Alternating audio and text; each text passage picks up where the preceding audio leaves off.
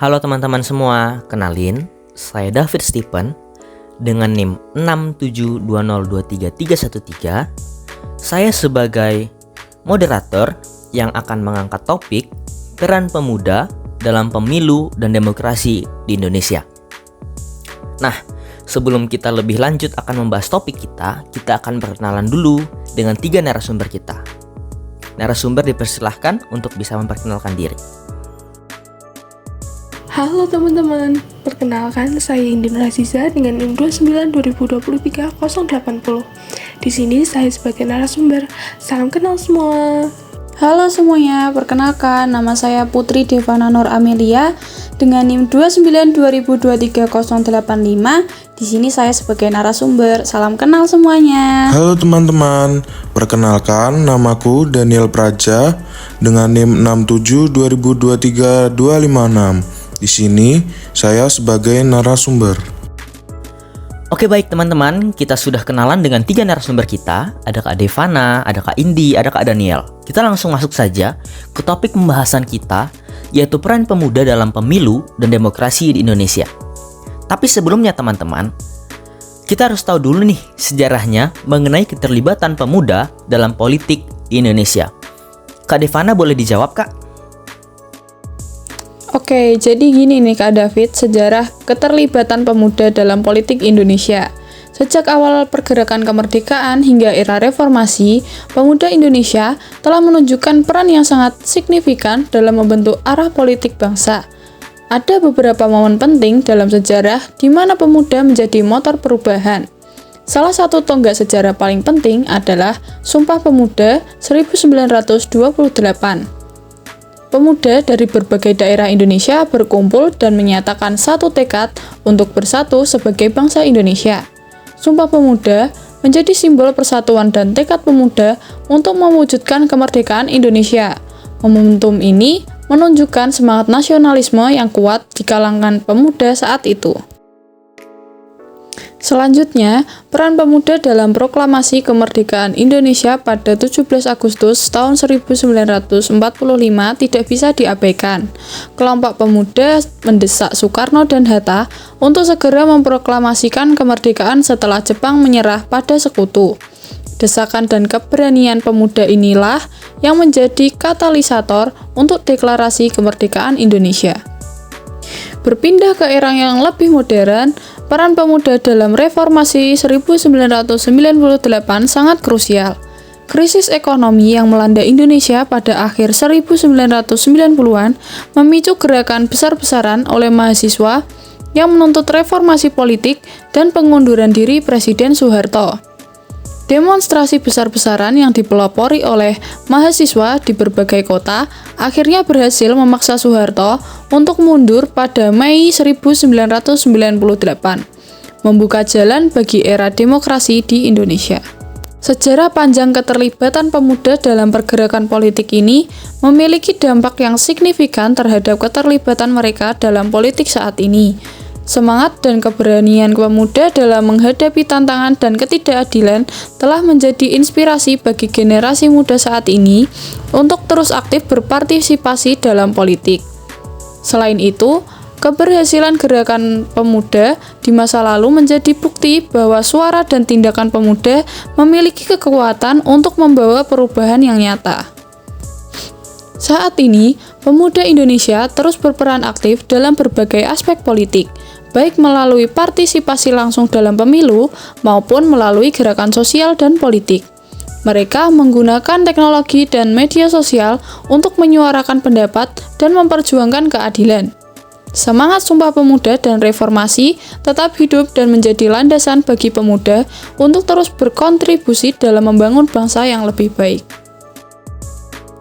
Jadi, sejarah keterlibatan pemuda dalam politik Indonesia bisa dilihat dari Sumpah Pemuda tahun 1928 hingga reformasi tahun 1998. Sejarah telah menunjukkan bahwa pemuda adalah agen perubahan yang kuat. Dengan belajar dari sejarah, kita bisa memahami betapa pentingnya partisipasi pemuda dalam politik untuk masa depan Indonesia.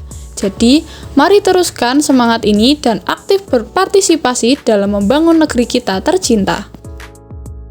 Nah, kita udah tahu kan sejarahnya.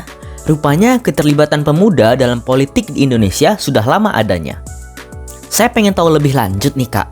Apa ya tantangan pemuda dalam pemilu di masa kini, yang mana pemilu ini adalah bagian dari politik di Indonesia? Pertanyaan ini saya tujukan ke Kak Indi deh. Oke Kak David, walaupun pemuda memiliki potensi besar untuk membawa perubahan, ada nih sejumlah tantangan yang harus pemuda hadapi dalam berpartisipasi dalam pemilu. Tantangan-tantangan ini mempengaruhi tingkat partisipasi dan keterlibatan mereka dalam proses demokrasi loh. Nah, salah satu tantangan utamanya adalah kurangnya edukasi politik di kalangan pemuda. Banyaknya pemuda yang tidak memiliki pengetahuan yang cukup tentang proses pemilu. Bagaimana cara memilih calon yang tepat, atau pentingnya suara mereka dalam menentukan masa depan negara. Kurikulum pendidikan formal seringkali kurang memberikan fokus pada pendidikan politik yang praktis. Apatisme juga menjadi masalah besar nih. Banyak pemuda yang merasa bahwa suara mereka itu tidak akan mengubah apa-apa, atau merasa tidak percaya pada sistem politik yang ada. Pengalaman mereka melihat korupsi dan kegagalan pemerintah dalam memenuhi janji-janji seringkali membuat mereka merasa tidak ada gunanya berpartisipasi dalam pemilu, atau istilah kerennya lah, trust issue. Kendala teknis juga seringkali menghambat partisipasi pemuda. Misalnya, banyak pemuda yang tidak terdaftar sebagai pemilih karena kurangnya informasi tentang cara mendaftar atau perubahan alamat yang tidak tercatat. Selain itu, prosedur pendaftaran yang rumit dan birokrasi yang lambat dapat membuat mereka merasa malas untuk terlibat. Nah, selanjutnya ada pengaruh media sosial nih. Meskipun media sosial itu menjadi alat penting untuk mobilisasi dan informasi, media sosial juga membawa tantangan tersendiri loh. Penyebaran informasi yang salah dan hoax bisa mempengaruhi pemahaman dan keputusan pemuda dalam pemilu. Selain itu, algoritma media sosial seringkali memperkuat pandangan yang sudah ada dan mengisolasi pemuda dari perspektif yang berbeda. Tekanan dari keluarga dan lingkungan sosial juga bisa mempengaruhi partisipasi pemuda loh. Di beberapa kasus, pemuda mungkin merasa terpaksa mengikuti pilihan politik orang tua ataupun kelompoknya, yang bisa mempengaruhi minat mereka untuk memilih secara independen. Selain itu, banyak pemuda yang merasa tidak terwakili oleh kandidat yang ada, yang seringkali berasal dari generasi yang lebih tua dan tidak memahami aspirasi serta masalah yang dihadapi oleh generasi muda saat ini. Nah, secara garis besar, untuk mengatasi tantangan-tantangan ini adalah kunci untuk meningkatkan partisipasi pemuda dalam pemilu, edukasi politik yang lebih baik, penyederhanaan proses pendaftaran, serta kampanye yang lebih menyasar pemuda dengan informasi yang lebih akurat dan relevan dapat membantu mengatasi banyak dari tantangan ini. Selain itu, mendorong pemuda untuk menjadi bagian dari sistem politik, baik itu sebagai pemilih maupun kandidat, bisa membuat mereka merasa lebih terwakili dan termotivasi untuk berpartisipasi dalam pemilu. Wow, tantangannya banyak sekali ya teman-teman. Kita kan udah di zaman yang mana kita punya teknologi layaknya HP yang bisa tahu apa aja tentang situasi di dunia ini. Rupanya tantangannya juga masih sangat banyak ya teman-teman. Nah, mungkin ada nggak ya Kak yang bisa kita lakukan sebagai anak muda yang sudah hidup di zaman modern ini untuk bisa ikut aktif dalam politik di Indonesia, yang mana studi kasusnya adalah pemilu? Di sini saya akan menjawab pertanyaan dari Kak David. Jadi, sebenarnya di era digital ini, teknologi dan media sosial sebenarnya memainkan peran penting dalam memobilisasi pemuda untuk berpartisipasi dalam pemilu. Jadi, penggunaan platform digital tidak hanya mempermudah akses informasi, tetapi juga memungkinkan pemuda untuk terlibat lebih aktif dan kreatif dalam proses politik. Itu ada penyebaran informasi yang cepat dan luas. Jadi, berbagai media sosial seperti Instagram, Twitter, dan Facebook itu sangat memungkinkan penyebaran informasi mengenai pemilu dan sebagainya. Jadi itu bisa meningkatkan kesadaran dan pengetahuan politik di kalangan pemuda. Yang kedua, ada kampanye digital dan tagar viral. Jadi kampanye digital itu adalah yang biasanya menggunakan tagar-tagar hashtag menyangkut pautkan pemilu atau konten yang menarik dan didukung oleh influencer dan mampu menjangkau ribuan pemuda. Yang ketiga, ada partisipasi dan diskusi online. Jadi, platform media sosial menyediakan ruang untuk diskusi dan debat politik. Jadi itu sangat memungkinkan pemuda untuk bertukar pikiran, bertanya langsung pada kandidat, dan mendapat klarifikasi mengenai isu-isu tertentu yang tersebar di media sosial. Lalu yang keempat, ada mobilisasi dan koordinasi aksi. Jadi teknologi mempermudah koordinasi aksi sosial dan politik melalui aplikasi pesan instan seperti WA dan Telegram dan lain sebagainya. Itu bisa digunakan untuk mengorganisir aksi damai, menggalang dana, dan mengatur pertemuan komunitas yang efisien dan aman. Yang kelima, ada edukasi dan simulasi pemilu. Jadi, aplikasi dan platform online yang untuk edukasi pemilu sangat membantu pemuda untuk memahami proses pemungutan suara dan platform politik kandidat, dan juga bisa mengurangi kebingungan dan ketidakpastian pada hari pemilihan. Dan yang terakhir, ada pengawasan dan transparansi. Jadi teknologi meningkatkan transparansi pemilu dengan menyediakan aplikasi pemantauan dan laporan online. Jadi hal ini sangat memungkinkan untuk pemuda melaporkan pelanggaran pemilu dan ketidakberesan yang mereka saksikan. Jadi teknologi dan media sosial itu sangat berperan, Kak David, dalam memobilisasi pemuda untuk berpartisipasi dalam pemilu. Dan juga platform digital bisa sangat memudahkan akses informasi, partisipasi dalam diskusi politik, dan keterlibatan dalam aksi sosial yang positif, seperti yang dibuktikan oleh kampanye yang menggunakan tagar viral dan teknologi dan kreativitas yang dimanfaatkan dengan baik dapat mendorong partisipasi politik di kalangan para pemuda. Jadi seperti itu, Kak David.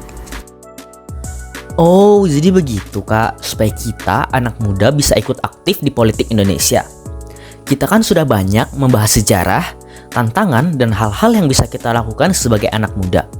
Boleh dong Kak, kasih kesimpulan, sekaligus pesan ke anak-anak muda supaya aktif dalam politik di Indonesia demi memajukan bangsa kita Indonesia.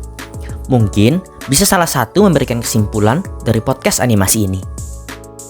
Jadi, kesimpulan dari podcast kita kali ini adalah dari sejarah keterlibatan pemuda dalam pergerakan kemerdekaan dan reformasi hingga tantangan yang dihadapi saat ini, kita telah melihat bahwa pemuda memiliki peran yang sangat penting dalam membentuk masa depan bangsa. Melalui teknologi dan media sosial, pemuda memiliki alat yang kuat untuk menyuarakan aspirasi mereka dan membawa perubahan. Partisipasi pemuda dalam pemilu tidak hanya sekedar menggunakan hak suara, tetapi juga menunjukkan bahwa mereka peduli dan bertanggung jawab terhadap masa depan negara. Setiap suara yang diberikan adalah langkah menuju demokrasi yang lebih kuat dan inklusif.